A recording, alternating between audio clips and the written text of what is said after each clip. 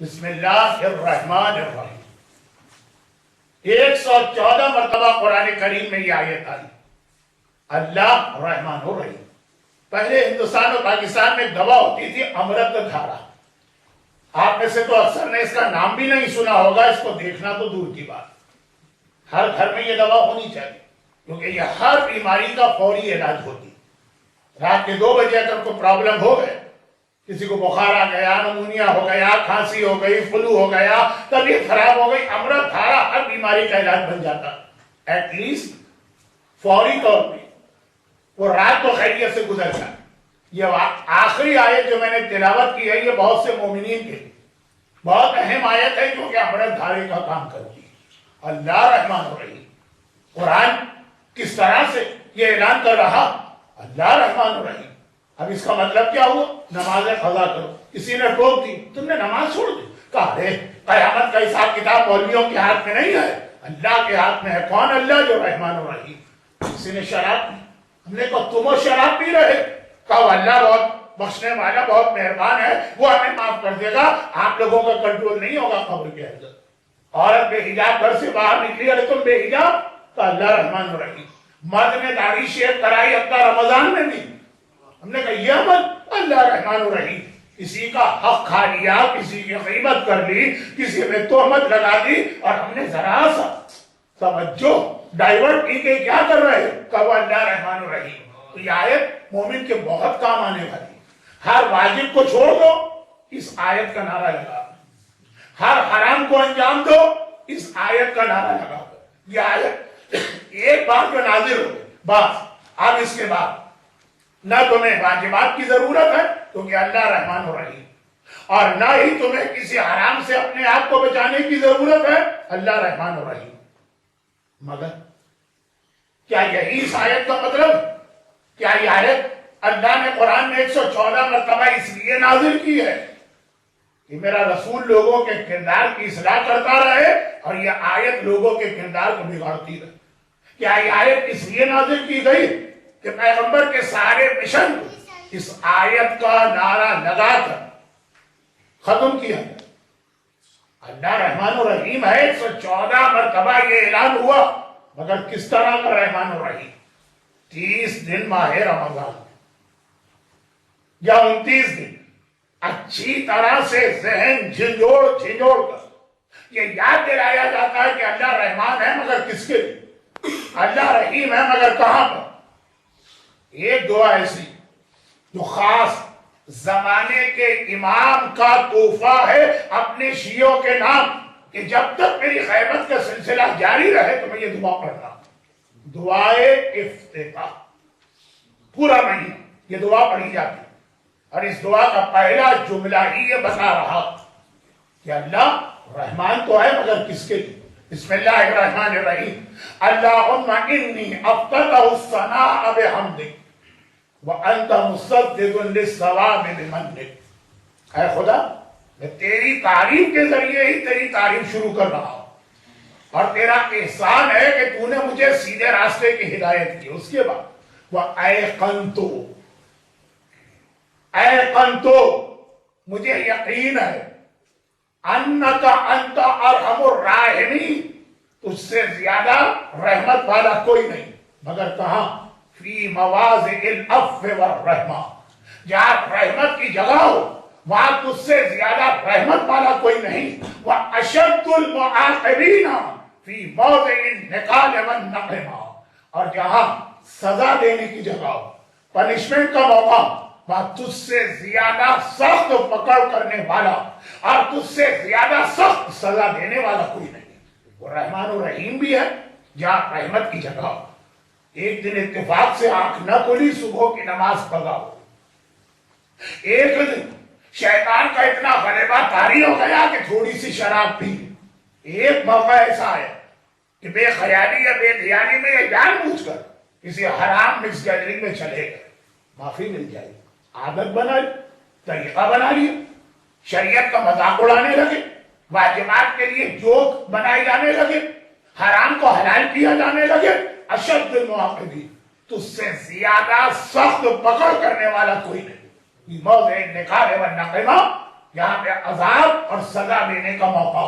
اور یہ بھی ایک بات میں بتا دوں، اس لیے کہ آج کل ایک نعرہ بہت پاپولر ہے، اچھی بات ہے، لیکن اس کو ذرا سمجھ کے اس نعرے کو لگانا. دعائے افتتاح، اس کا بیسک تھیم کیا؟ یہ زمانے کے امام کو یاد کرنا اور یہی کہنا کہ مولا اب تو آ جائیے، اب تو آ جائیے، اب تو آ جائیے. یہی ہے دعائے افتتاح. لیکن ٹھہریے. دعائے افتتاح جو رمضان کے پورے مہینے 30 کے 30 دن تلاوت کرنے کا خاص حکم زمانے کے امام نے اپنے دوسرے نائب محمد ابن عثمان ابن سعید احوازی کے ذریعے دیا. اس کا پورا عنوان ہے امام کیوں نہیں آتے؟ آ جائیں. اور امام کے آنے سے ہمیں بینیفٹ کیا ملے؟ انسینٹیوز تو بہت ضروری ہوتے. ہمیں پتا تو چلے کہ امام آئیں گے تو کتنے ہمیں فائدے ملنے والے ہیں، تاکہ انسان کی دعا دل کی گہرائی سے نکلے. لیکن اس دعائے افتتاح کے شروع میں اللہ کی رحمت کے ساتھ اللہ کے عذاب کا ذکر بھی آ گیا. کیوں؟ کیونکہ یہی اینٹی کلائمیکس بہت سارے مومنین کے لیے ہونے والا. امام آئیں گے، پتا چلا کہ سب سے بڑھ بڑھ کے نعرہ لگانے والا، اور وہی امام کی بارگاہ میں پہلا مجرم بن کے پہنچ رہا.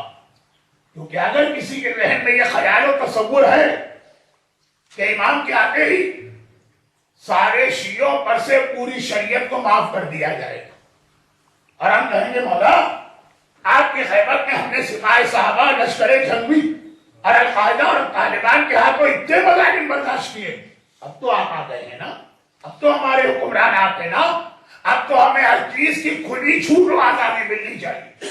اور پتہ چلا کہ سب سے پہلے پکڑ کے سزا دینے والے امام، ابھی تو نماز قضا کی کوئی آپ کے سامنے کہہ بھی نہیں سکتا. امریکہ اور انگلینڈ میں تو علماء پہ سو ہو جاتے اور ہو گئے، لیکن امام کے آنے کے بعد یہ بے حجابیاں، یہ مکس برتھ ڈے گیدرنگ، یہ شادی بیاہ کی محفلیں، سزا دینے والا امام ہوگا. تو اسی لیے دعا افتتاح کے شروع میں بتا دیا کہ رحمت کی جگہ پہ رحمت ہے، سزا کی جگہ پہ سزا. یہی اللہ کا طریقہ ہے، یہی امام زمانہ کا طریقہ ہوگا. امام کو بلا رہے ہو تو یہ سوچ کے بلاؤ کہ کیا نظام اور سسٹم امام لے کے آئیں گے، ورنہ سوچیے یہ رسول سے زیادہ نرم دل کس کا. وَلَوْ كُنْتَ فَظًّا غَلِيظَ الْقَلْبِ، قرآن کہہ رہا کیا حبیب انتہائی نرم دل ہے تمہارا، مگر پیغمبر نے اپنے زمانے میں چور کا ہاتھ کاٹا کہ نہیں کاٹا؟ قاتل کی گردن پہ تلوار چلی کہ نہیں چلی؟ زنا کرنے والے کو اسٹوننگ کی سنسار کی سزا دی کہ نہیں دی؟ اچھا آپ آرام سے سن رہے ہیں، اس سے پوچھیے. پہلے حج میں نماز ختم ہوئی ظہر کی، جمعے مجمع دوڑا چلا جا رہا، میں بھی چلا. باب السلام مسجد النبوی کا گیٹ نمبر 1، وہاں سے باہر نکلے، ہم بھی چلے گئے. پتہ نہیں کیا ہو رہا ہے، کوئی لنگر مل رہا ہے، کوئی تحفہ مل رہا ہے، کوئی ہدیہ مل رہا ہے، کوئی مدینے کی کھجوریں مل رہی، کیا ہے وہ؟ غالباً سعودی عرب کا آخری واقعہ تھا مدینے کا، جو میرا پہلا حج تھا. پتا چلا ایک عورت کو زمین میں آدھا گاڑ کر پتھروں کے ذریعے سنسار کیا جا رہا. ایک پتھر اس پہ پڑا، مجھ سے یہ منظر برداشت نہیں، گھبرا کے میں وہاں سے بھاگا، دیکھا نہ جائے وہ منظر. اور ابھی 15 سال پہلے تک ہر جمعے کی نماز کے بعد اسی جگہ پر قاتل کی گردن توڑائی جاتی تھی. حبشی تلوار لے کے آیا ہے، ایک بار گھٹنوں کے بل مجرم کو بٹھایا ہے اور تلوار چل رہی. ہم سے یہ منظر دیکھا نہیں گیا. میں دوبارہ وہاں پہ کبھی جا نہ سکا، جبکہ پتا تھا کہ ہر جمعے کو یہ سلسلہ ہو رہا باب السلام اور مسجد حمامہ کے درمیان. لیکن اللہ کا رسول رحمت للعالمین، اس کا کلمہ پڑھنے والا اور کلمہ پڑھنے والے اپنے ہاتھ سے یہ سزا دلوا رہے، خود موجود ہیں، میدان میں کھڑے ہیں، اس عورت کو سنسار کیا جا رہا، اس مرد کی گردن کاٹی جا رہی، اس چور کا ہاتھ کاٹا جا رہا، رحمت اپنی جگہ، مگر معاشرے کو بچانے کے لیے اور مقصد رسالت کے تحفظ کے لیے یہ سزائیں خود پیغمبر نے دلوائی، اس میں کوئی شک نہیں کہ اللہ کی رحمت اس کے عذاب سے بڑی، اور پیغمبر یہ سزائیں دلوانے کے باوجود رحمت للعالمین۔